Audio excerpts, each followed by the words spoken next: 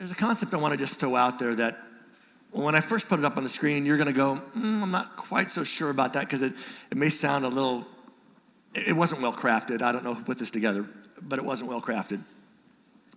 But here it is. I just want you to think about it, right? God's way seems the least appealing and most irrelevant when we're frustrated, when we're angry, when we're isolated or afraid. That God's way, the way he'd love to see our lives go, the way he hopes our lives would go, but which aren't always really smooth and simple. Sometimes they're complex and they're hard. And God's way, it seems the least appealing. In other words, we're not like, yeah, I want to do that. Like, when stuff gets, when we get frustrated or angry or feel isolated or just afraid, we tend to sort of kind of push away from God's way. And it seems most irrelevant. In other words, it has the least amount of meaning because we're like, I know what I'm supposed to be doing, but I've been doing that and that doesn't seem to be working. I got to do something. I got to do something because I'm just really frustrated. It doesn't seem to be getting any better, and somebody's got to make it better, and apparently God isn't going to do it, so I need to do something, right? Or we get angry, right? Our frustration turns to anger, or we feel isolated. It seems like nobody knows, nobody cares, even God. Or we face that fear and we're afraid, and in those moments it's hard to think past our fear. And the reality is, those four things are being frustrated, being angry, being isolated, being afraid. They have the potential to undermine our resolve, to undermine our faith, to undermine our hope. And again, this isn't necessarily a religious thing when I make that statement. This is just a people thing. Because all of us have faced the times when we've, been frustrated or angry or isolated or afraid, and what that's done, right, to our resolve, what it's done to our hopes of how things are going to go. And the problem with those four things, though, the way they undermine it is through one simple word that is a huge word. In fact, it's a word that carries so much weight that when we read it, when we see it, we kind of go, oh. And the word is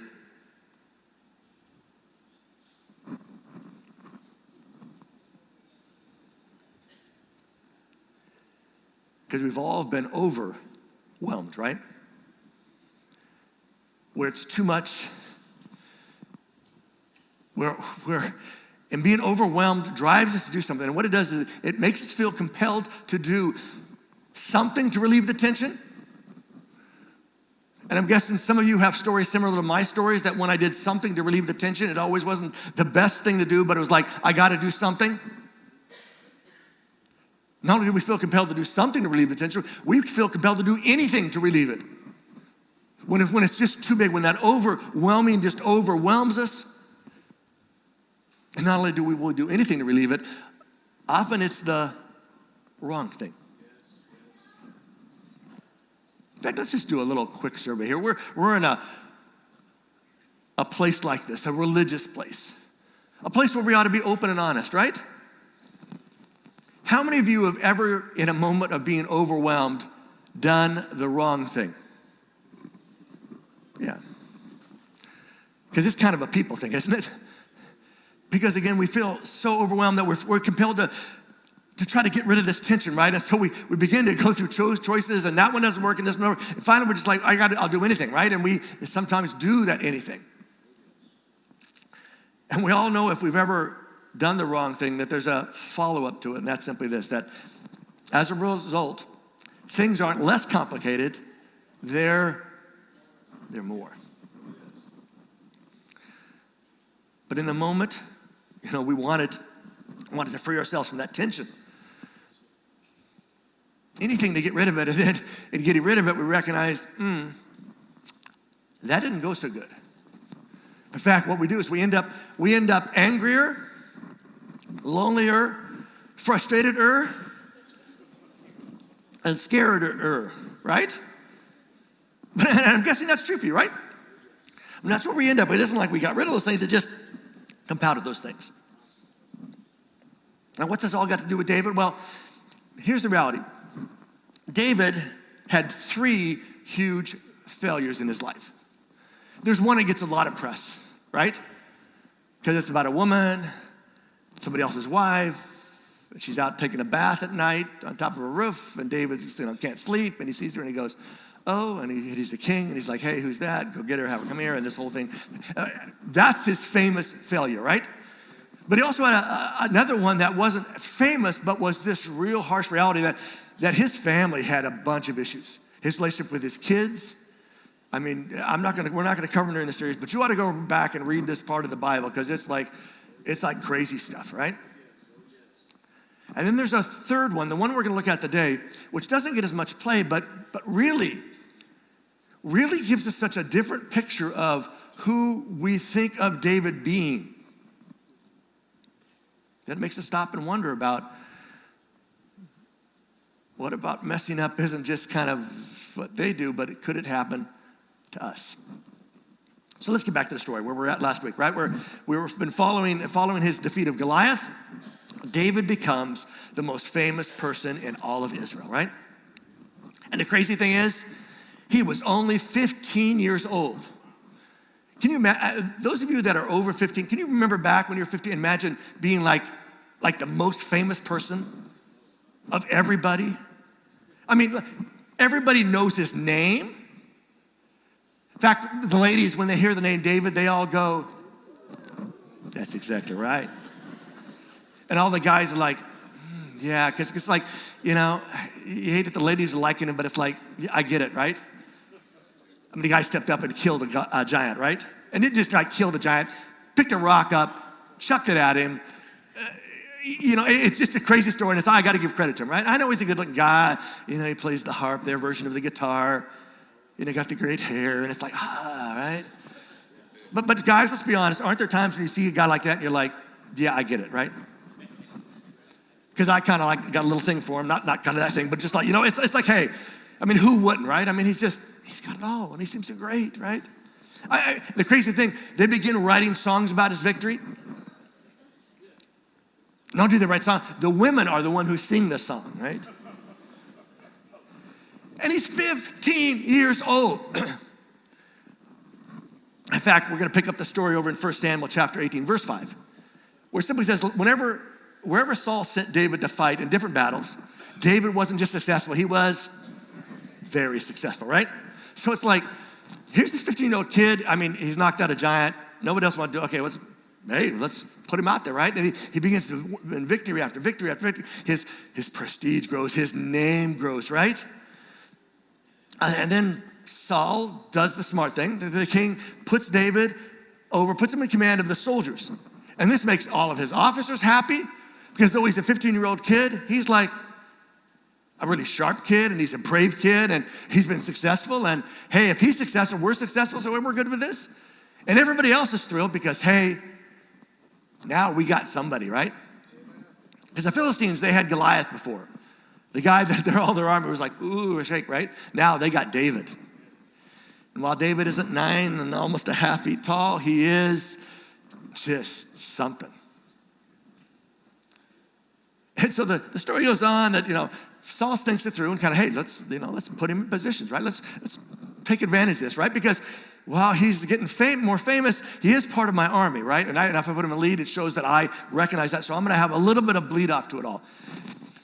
But then stuff begins to happen. And David gets more and more popular. In fact, we pick it up just a couple of verses later. It says the women's song, which is the one I told you, they start singing. This was evil in the eyes of Saul. And he became very angry. Because Saul was like a lot of kings, they're paranoid, they're jealous, they want to keep their spot. You want to be the most important person, you want to be the most famous person. And he begins to hear women singing about him and David. And it was like before they would kind of talk about Saul, now they're singing about David. And so he thinks, hey, the women say David has killed tens of thousands, but they've said I only killed thousands. And guys, you can just feel him slump as he thinks this, right? It's like, oh. And then Saul says something really insightful into where his mind sits in this. He says, the only thing left for him, for David, is to have the kingdom. Which again, if you read any history of kings for like the longest time, old-timey kings, they were all paranoid, right? Because they were afraid, one of their kids is going to stab them, their wife's going to stab them, somebody's going to get them, right? So they kill everybody off so that nobody's going to be a threat to them, which adds a whole trouble of who's going to get it after you, but they don't care at the moment, right?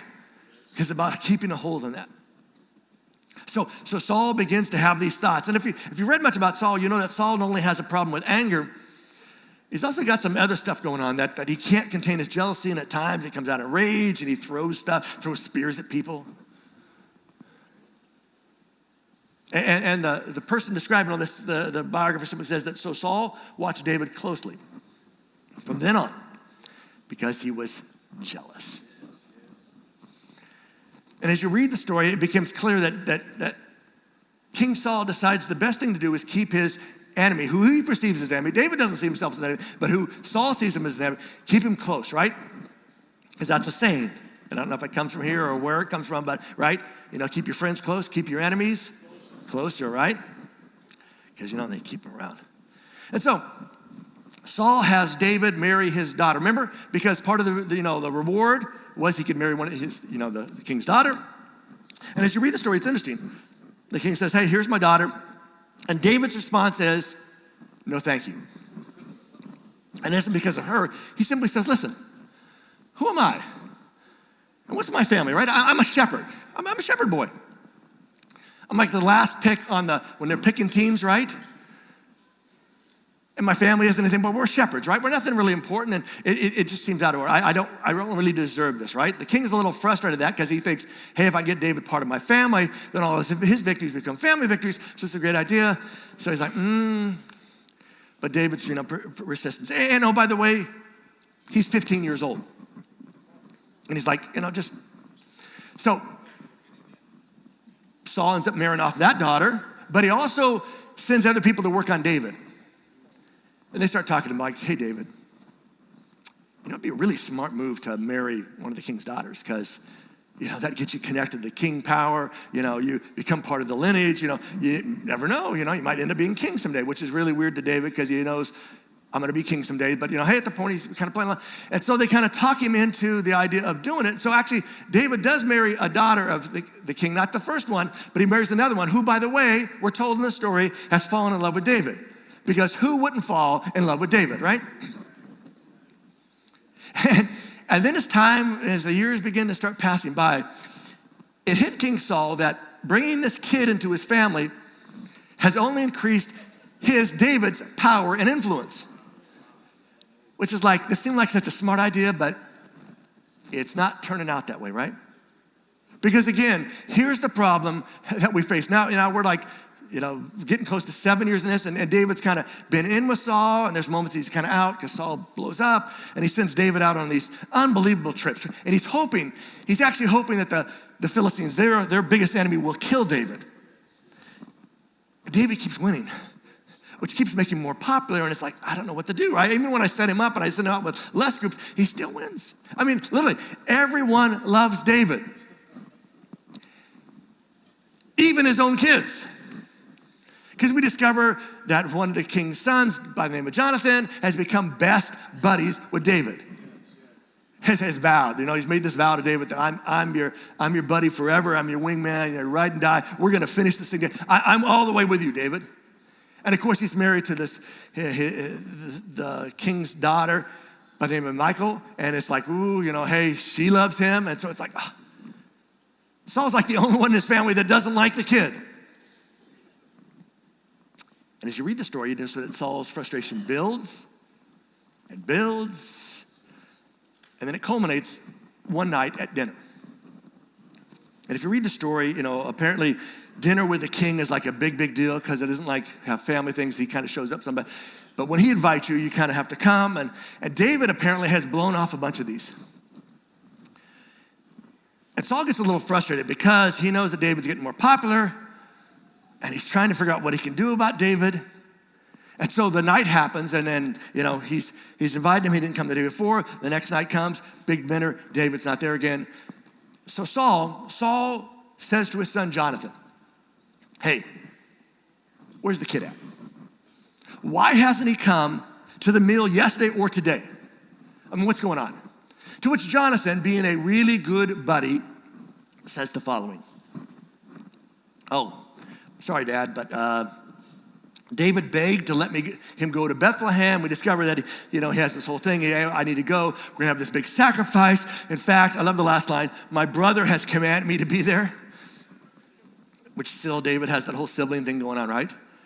And then he really made this huge plea. He said, listen, if I'm your friend, if I found favor in your eyes, Jonathan, please let me go and see my brothers. And that is why he has not come to the king's table. To which frustrates Saul to no end. In fact, he becomes not just angry, he becomes very angry with Jonathan. In fact, he says something to him that I'm going to read part of it, but I'm not going to read the whole thing, but I am going to put it up on the screen because I want you to know how mad he is. So he looks at his son, and he says to his son, you son of a wicked, worthless woman. Now, I hope she's not in the room when this all happens, right? Because I don't know whether he's just so mad, he's kind of using that language that sometimes gets the right, you son of a, you're right, right? People kind of go there, but they kind of implicate the mom in this thing, which is like, we don't know much about it, but it sounds like there's some issues. In fact, he goes on and says, do I not know that you were on the side of David? I mean, come on, you're my son, and now you're on his side, right? And you're doing it to your shame and to the shame of your mother's nakedness, which again, I have no idea what that's talking about, but it doesn't sound good. And it's not today's point, so we're going to skip past it. But then the father looks at the son and says these words, listen, as long as Jesse's son lives, you will never be king or have a kingdom. Which Saul thinks ought to be the driving force in Jonathan's life, because for him, the idea when you're king, you want to be able to pass it along, right? Pass it along to a son. We'll pass it along to their son. And this is the way we build this dynasty, and the fact that you're not catching this son. So he looks at Jonathan. At this point, you have to imagine he is red and he's puffed up and he is worked up. Because if you read enough about the story, Saul can get worked up. And he says, now send for David and bring him to me. He must die. And storms out of the room. Jonathan waits for a moment. Everybody's looking around because everybody's heard this now. Slips out, goes to meet David because David's hiding out. And they've had this discussion of how this is all going to work because they've done this a few times. He finds David and says, David, you got to get out of here. You got to not just leave the city, you got to leave the nation. My dad is over the top. He's out of his mind. There's no reasoning with him. He is clear that not only you're the bad guy, you have to die. So David takes off. And he takes off, and I have to imagine that he's got this thought in his mind. And I think that because I think it's something we as people just do, right? And I think he tells himself, everyone's against me. Everyone's against me. Because if the king's against me, everybody has to follow the king, and so it's just going to spread. Even though Jonathan's okay, it's like, but everybody that's really important is against me. And he's 22 years old at this moment.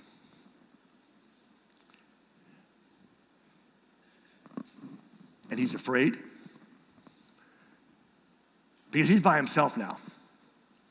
He's taken off. He's gotten out of the city. He's trying to get out of the nation. He's going as far as ways for Saul he can go. He's trying to figure out what to do. But now he's afraid. He is alone. And I'm guessing David hasn't been alone in like 7 years. Because wherever David goes, the higher he rises in the ranks, the more people he has around him. In fact, as you read the story, it seems like he always has at least 1,000 people with him. Because you never know when you're going to run into an enemy, when you're going to have a fight. And so, but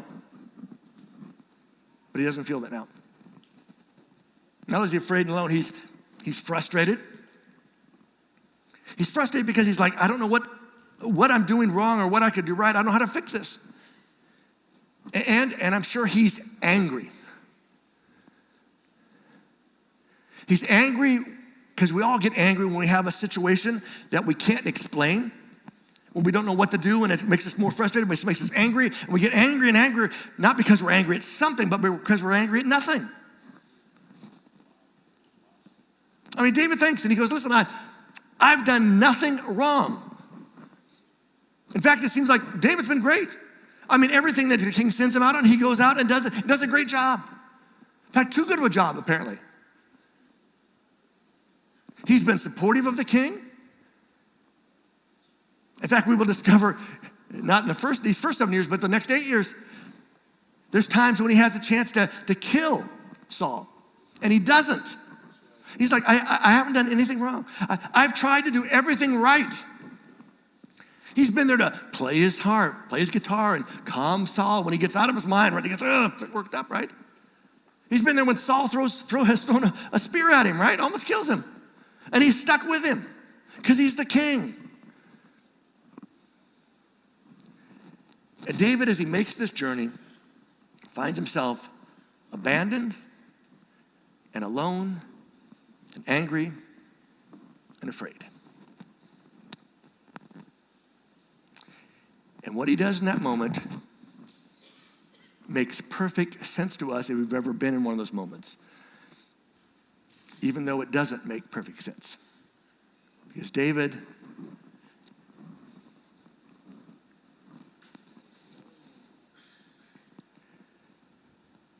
as he panics, what he does is he decided to take matters into his own hands.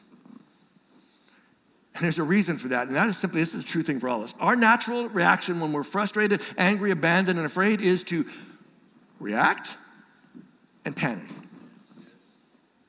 Right?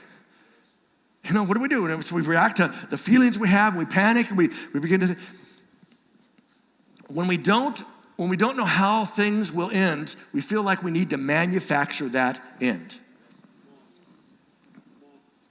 And so David sets about trying to manufacture this end. And he's thinking on the fly, which even if you're really good at it, there are moments when because of the panic and the fear and the anger and the frustration, you aren't always as good as you were at other better times. So we pick up the story.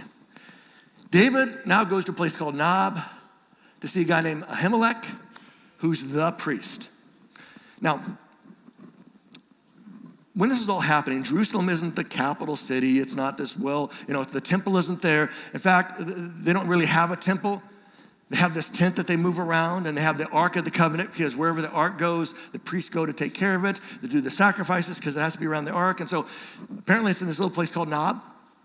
And that's where not only Ahimelech is at, but all the other priests, this is where they've set up. This is the current spot where David can go find not only priests, but find the Ark of God, to find the presence of God. And David's first response is, let me go get close to God. But then things go a little bit differently. Because the biographer tells us, listen, when Ahimelech, when he sees David, he gets really, really afraid. Because David's a warrior. And David has shown up, and David's shown up by himself, and it seems kind of weird because he's looking at him thinking, David never shows up by himself, right? I mean, he's got 1,000 people. You hear David coming. And maybe David looks a little on edge. Just looks something about him because he's a priest and he's observant. And he asks David some questions. Listen, David, why are you alone? Why, David? Why is no one with you? I mean, it seems like an honest question because it's like, this is unusual. What's going on? To which David answered him and says, the king gave me a special mission. And boys and girls, he lies. Yes, David, the one everybody loves, the one who has done no wrong, right? In his moment of panic, his moment of trying to manipulate the ends, the best idea he has is to go talk to a priest and go to lie to a priest.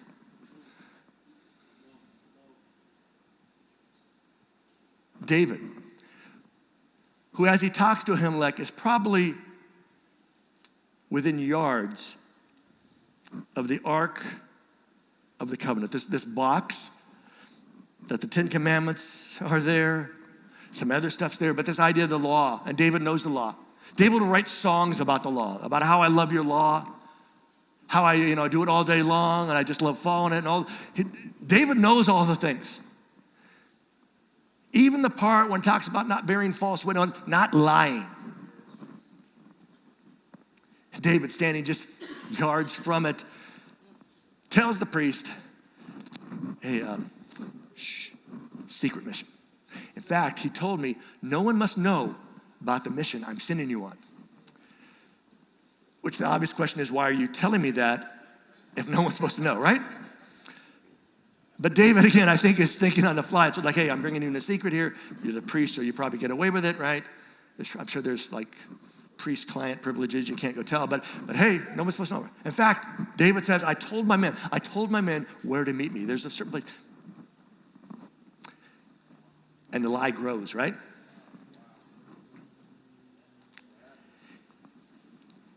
And this story is so intriguing to me because David is so much like us. We're not all good, we're not all bad, and we're not even 50-50. But there are moments when stuff happens that shake our foundations and make us begin to think and begin to look and begin to try to figure out, what am I going to do in these situations? I mean, this is David. This is David who will write song lyrics and include things like, I trust, I hope, and I wait on you all day long, God, right? I'm always waiting. I'm always trusting in you. You are my defender, God. You're my refuge. You're my place of safety in times of trouble. Which, oh, by the way, David is in a time of trouble. And when I read this, the question that pops in my mind is simply this. What happened to that David? What happened to this David that has these deep words and these deep meanings and songs that thousands of people would sing, like we sang earlier, and somebody's really fully engaged, wanting to believe it, believing it, being, connected with it. And then he tells a lie and he expands the lie just keeps getting bigger and bigger. I mean, what happened to the one who was so courageous, so committed, and so convinced?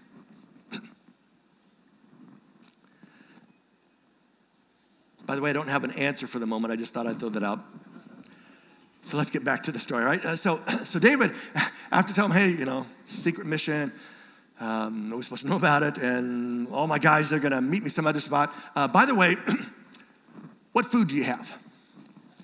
What do you got laying around, right? Because, in fact, give me 5 loaves of bread or anything you find, right?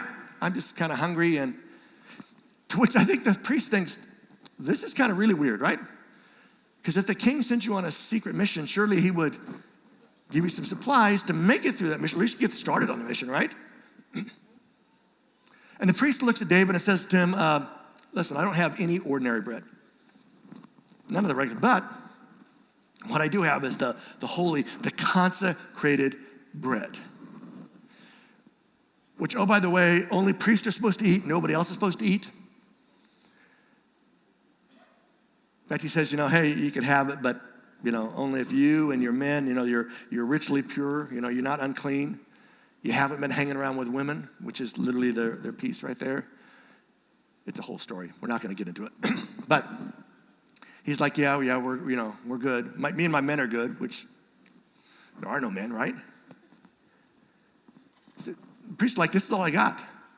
But this is David. This is by now, not only is he the most popular, the most, revered, he's the most respected and feared. He's all those kinds of things. That priest is like, he's telling me that the king sent him. I said, it doesn't quite make sense, but the king sent him, and that's what he's telling me. If I'm going to face value, then the king has a reason. And so the priest gives David the holy, the consecrated bread that comes from the presence of God because that's all he has. And then in the story, the biographer tells us, oh, by the way, there's a little thing we ought to know that's happening because it's not just David and the priest having this discussion. We're told that one of Saul's servants happened to be there that day. Now, David's one of Saul's servants, so it's not like a big red flag, but this guy's name was Doeg, the Edomite, which is just telling us he's from a different tribe, different clan than the Jewish clan, and he's one of the chiefs.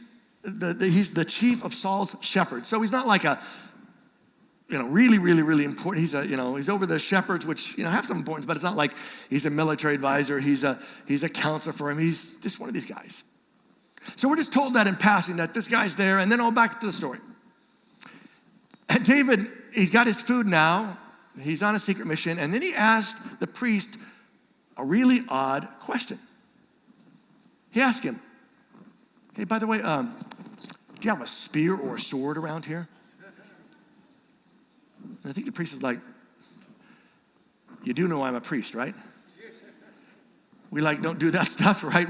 We just pray, we proclaim, but we don't, no swords, no spears, right?" But hey, David's like desperate. And Ahimelech is like, this guy's a killer. He's a war. Why is he asking for this stuff, right? But the priest says, "Okay, but by the way, the only sword I got around here is the sword of Goliath, right?" Which has to make David go, "Oh," right? Because this is the sword, David, that you killed, you struck him down in the valley of Elah. It's here, right? And as I read this is one of those, what am I doing moments. And I'm guessing some of you have had those moments because of how you kind of giggled underneath your breath when I said, what am I doing moment, right? It's those moments when we get a flash of intelligence that enters our brains, that swirls around a little bit, and if it doesn't get lodged, it gets chucked out. But David is hit. The fact that the sword that he took off the giant, that he cut off the giant's head with, that he probably carried around with him for a little bit of time because he was a 15-year-old kid. And how cool it is to have a sword that's literally the size of your body, you drag around, right? But at some point he probably, takes it and gives it to a priest as sort of a recognition of gratitude to God. And the sword was a token of what happened, but it was a spoil of war, but it wasn't like important to him. But now it's here. And I have to imagine the memories of that day flood back in on David. He has that flashback to the moment when he stood for God.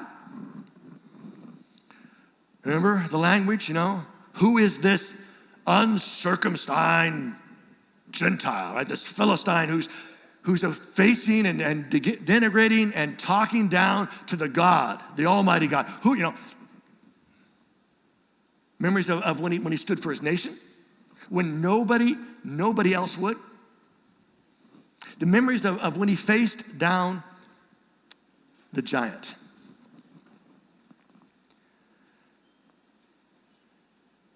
And again, those words that some of us are really familiar with, one of David's most popular songs he ever wrote the words to.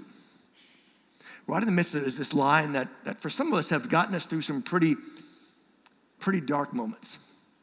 This is the guy who wrote and penned these words and sang these words. "I will not be afraid. I will fear no evil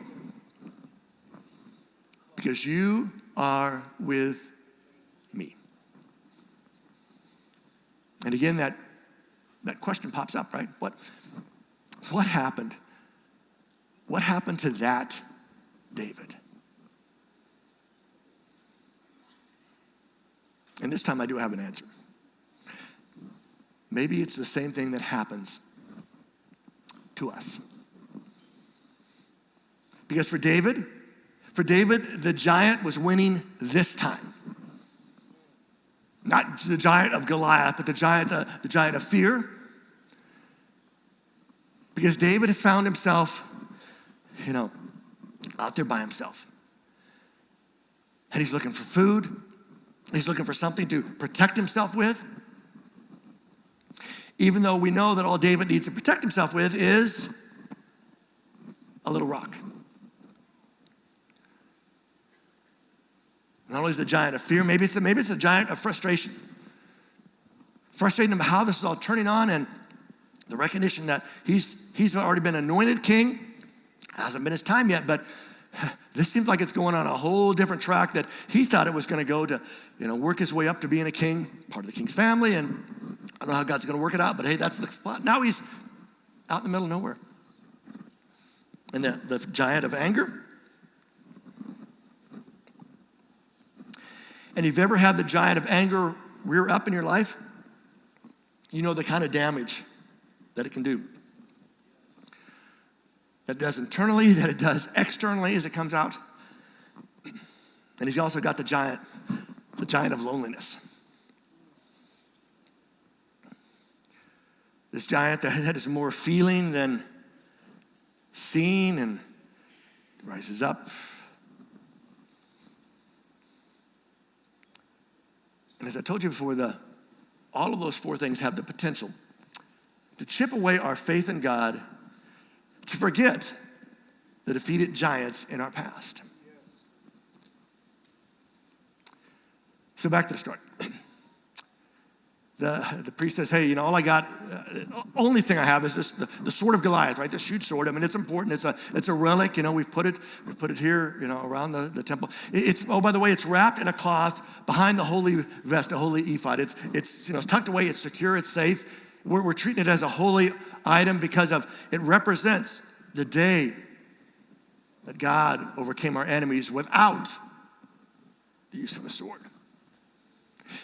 And Ahimelech says to David, listen, if you want it, it's yours. I mean, the reality is there is no other sword here but that one. To which David responds, I love his play on words. He says, listen, oh man, there is no other sword like it, right? Give it to me. Because David thinks if he has Goliath's sword, this massive sword, that even though he's 7 years older now, it's probably still going to be hard to pick up. You think that's going to be the thing that's going to get him through. And then David does it again. He said, oh, by the way, the king's business was very important. It was so urgent that I left my sword or any other weapon.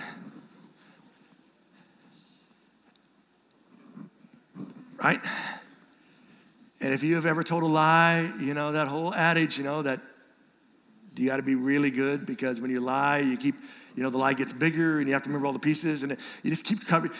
If somebody talks too much, they're probably lying is how I remember my dad, who was a cop for 29 years, was his answer, right? If people get talking and they keep telling more and more stories, more and more details, they're probably lying because they're just building the story. And David is going at it, right? Now here's the explanation of why he needs the sword. He comes after asking for the sword and after finding about Goliath. And this was a decision that David would regret the rest of his life. And again, it's not one that we typically think of because it's sort of lost in all the other stories. But it's one of those decisions that become, a permanent part of our stories. That bad choice, that bad decision,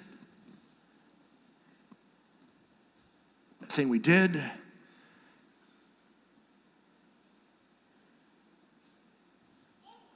And the reality is, David literally takes matters into his own hand. He lies and lies and lies and lies. And here's the crazy thing. Then he runs away with a flawed weapon. And I say flawed because remember, David didn't need a sword before. Why does he need a sword now? And David needs a sword now to bring him some comfort. Because now he has taken matters into his own hand. And it's a flawed choice. It's a flawed choice that will have a disastrous outcome. It reminds us so much, this is again where our story, even though the story isn't about us, our story does intersect with it, right? That we make choices based on the immediate, while not thinking things all the way through to the end. That in the immediate, we got to come up with something. And the reality is we just want things to be better quickly, right? Which, oh, by the way, is rarely the best idea, choice, or decision. In fact, again, at least my story, and I'm guessing some of your stories, is that we just end up making it harder. Harder on us, harder on them, whoever them might be, and harder on our family, harder on our future.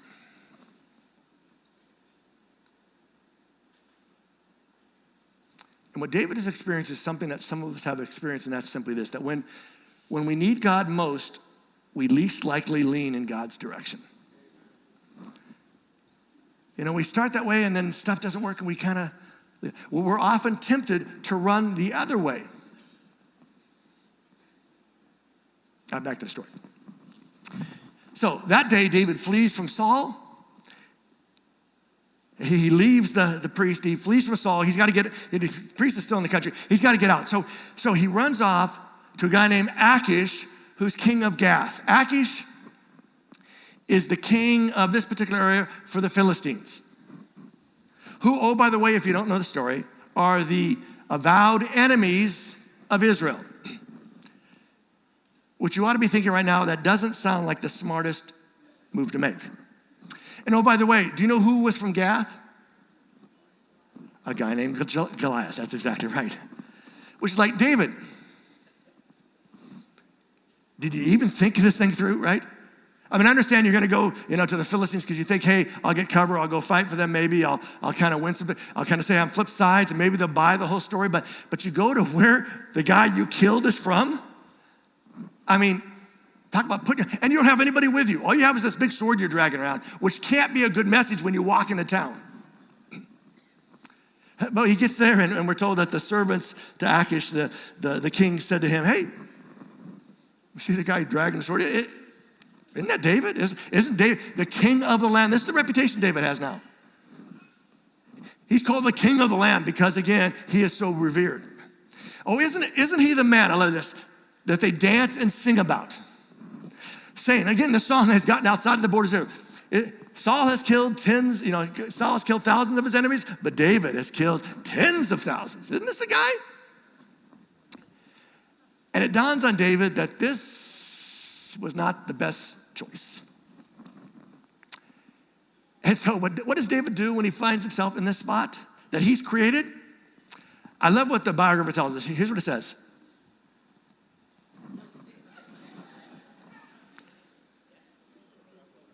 Because that seemed like the real smart choice, doesn't it?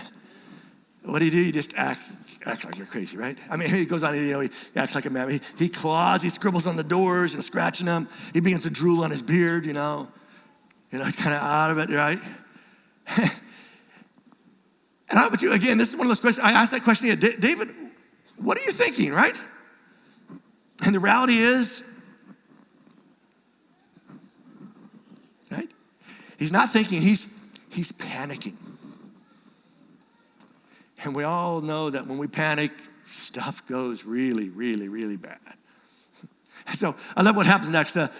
Achish, the king says to his servants, hey, wait, look at this guy. I mean, he's crazy, right? He's don't I have enough madmen? I love this. I got enough issues, right?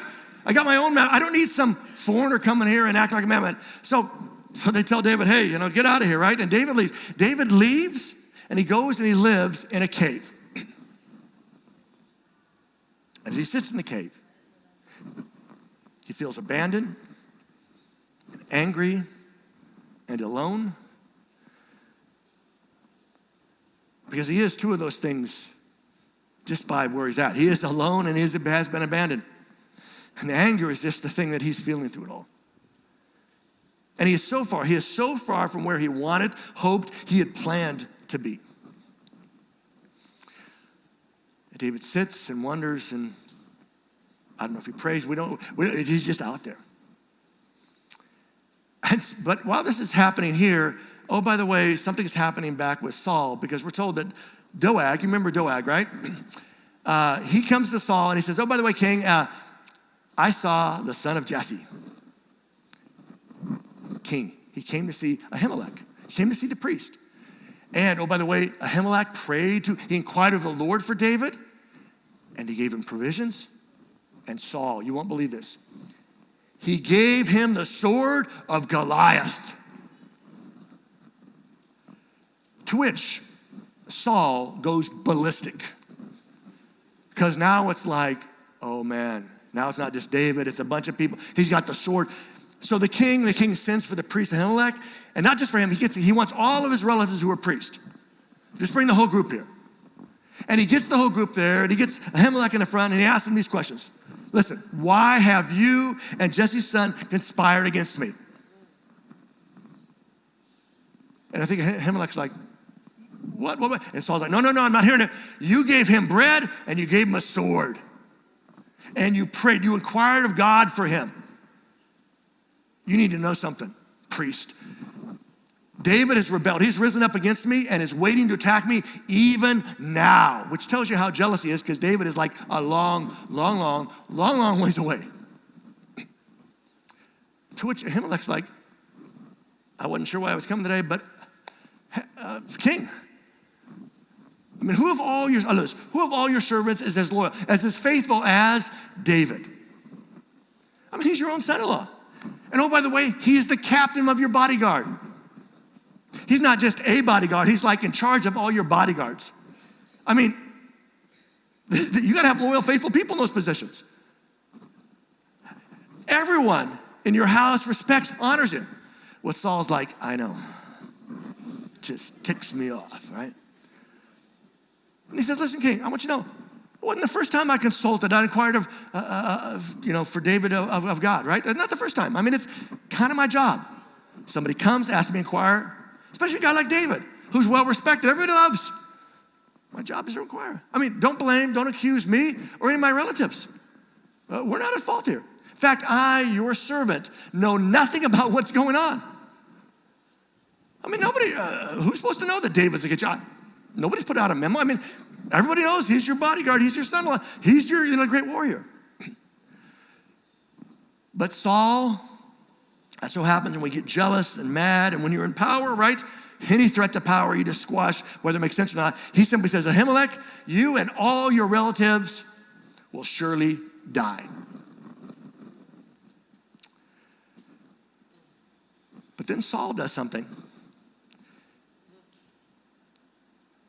that will let him know that his grip on reality and grip on the kingship is not as secure as he thinks, because he turns to his guards at his side and he says, turn and kill all the priests, because they were on David's side. They knew he was running away, but they didn't tell him. He didn't help us. But the guards have heard the story. And I love what the biographer says. He says, listen, the king's officers, they refused to kill the priest. Not going to do it. Whether or not I have a sense that they're the priest of God, whether it's like, no, we know David, we know the priest, and we know you, king. And it's like, no, this is the line. We're not going. So Saul has to be like really frustrated. But, what are you going to do? You got your guards attorney. Okay. So he turns to our boy Doeg, and he tells him, hey, you turn and you kill the priest. And this is where the story gets really sad. So where we see the results of David's lie. That day, he killed 85 men who wore the linen holy vest. 85 priests were killed that day. But it got worse. He also killed the people of Nob, the city of priests. Men, women, children, babies, oxen, donkeys, and sheep. He just obliterates the town. And at the very end, we're told that Abiathar, one of Ahimelech's sons, somehow gets away, somehow finds David. And as he finds David, he begins to tell him about Saul and how he's killed the priest and everything that he's heard, little he's heard, right? They just, Saul's guy showed up and killed everybody. And then David looks at him and says, oh man, I messed up. Because Doeg was there. He was there at Nob that day. I knew. I knew he was going to tell Saul, right? And then David says something I believe would stick with him the rest of his life. He says, I'm responsible. I'm the one who caused the death of all all your father's family. Because at this moment, David knows his mess isn't just his now. That his has messed up other people. That his mess has now become other people's mess. And David, in this moment, is a great reminder to us that when we allow our frustration and our anger and our loneliness and our fear to direct us, we do things we know we shouldn't. Or at least later recognize we shouldn't have, but did. So let me just make a little touch into our lives. Because somebody may be sitting there thinking, well, Mike, did somebody call you this week and let you know what's going on in my life? Because that sounds a lot like my life. And the answer is yes, somebody did. No. And we're people. And even the best of people can lose track at times. Even the best of people can have their giants rise up because they're just too many and too much. So let me just ask you a couple questions to wrap this up today. Is our loneliness, our frustration, anger, or fear, is any of those things causing us to consider something we've never considered before? You know, those giants, are they rising up and are they making us kind of consider some stuff that we would have never thought of before, but like in the moment we're like, yeah, maybe I ought to think about that. Maybe I ought to go do that. Maybe that'll just help. Maybe it won't fix everything, but maybe just in the moment it'll fix something. Let me ask you another question. Who besides us are we putting at risk in that considering? Because so often I think, at least my mistake has been, I think it's just about me and it's just about my decision, my choice at the moment, and I forget that no, the choices I make affect not just me, but a whole lot of people around me. Who is it that we're putting at risk when we begin to consider things that we would never consider? Maybe it's the people who look up to us. Maybe somebody we work with, maybe our bosses, maybe our employees, whatever the situation is. Maybe we got kids, maybe we got friends. Well, maybe it's the people we say we love the most. Maybe it's the people who love us the most. And I know that's a question we don't really want to feel and touch and think about. But I think it's worth one. And especially I think at those moments when we're not immediately in that situation, because the reality is we've either been in that situation, we are currently kind of flirting with it or in it, or at some point we're going to face some of these pieces. And sometimes it's good to have something in our pocket so we're not like David, just making it up as we go along. Because whose future are we putting in jeopardy by our frustration, our anger, our abandonment, or fear?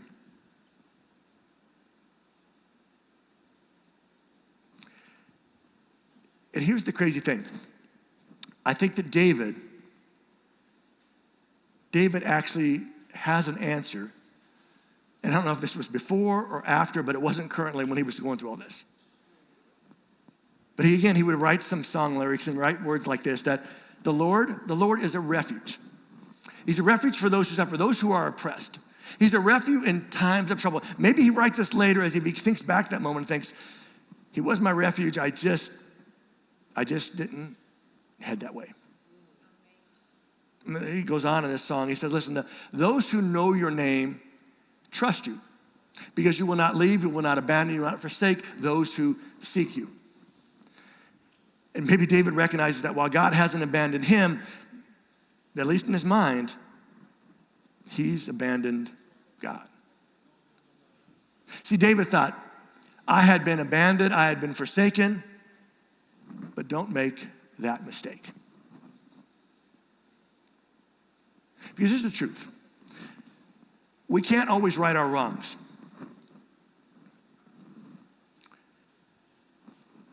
But we can face them.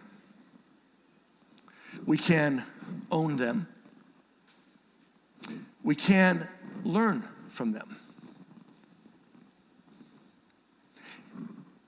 And if at this moment you are in one of those spots where you know you can't fix it, my best advice, my best encouragement is to follow David's pattern, is that when you can't fix it, you can't fix it, but you can face it, you can own it. In the process of owning it, you can learn from it.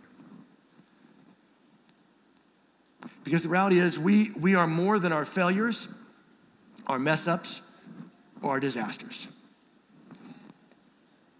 But we're only more than them when we're willing to face them. As I told you the last 2 weeks, trusting God is a decision, not a feeling. It doesn't mean there aren't feelings at times, but ultimately it's a decision. Especially in those moments we feel like he's forgotten us or abandoned us. To not lose track of that, not lose connection with that. Something to think about today.